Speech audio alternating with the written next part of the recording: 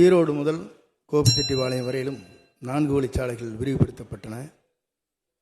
கோபி நகரத்திற்குள் நெரிசல் அதிகமாக ஏற்படுகிற காரணத்தின் அடிப்படையில் எங்கள் ஆட்சி காலத்திலேயே அதற்காக புறவழிச்சாலை ஒன்றை அமைப்பதற்காக ஆய்வுப் பணிகள் மேற்கொண்டு நிதிகள் ஒதுக்கின்ற போது ஆட்சி மாற்றம் ஏற்பட்டது.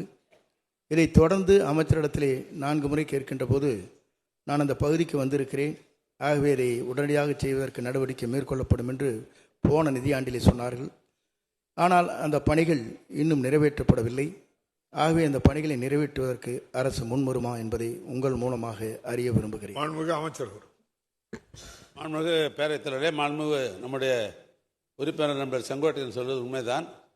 ஏற்கனவே இப்பொழுது அது 4 வழிச்சாலை என்ற அடிப்படையில் தான் பணிகள்லாம் ஏற்கனவே நடைபெற்று கொண்டிருக்கிறது. ஆனால் கோபிச்செட்டிப்பாளையத்தை பொறுத்தளவுக்கு அங்கே மக்கள் நடமாட்டம் அதிகமாக இருக்கிறது, போக்குவரத்து சரி அதிகமாக இருக்கிறது, ஒரு புறவழிச்சாலை அமைக்க வேண்டும் என்ற கோரிக்கை அவர் ஏற்கனவே வைத்திருக்கிறார்கள். இது சம்பந்தமாக என்னுடைய மானிய கோரிக்கை வருகிற பொழுது அவருக்கு பிடிக்கிற மாதிரி நான் பதில் சொல்கிறேன்.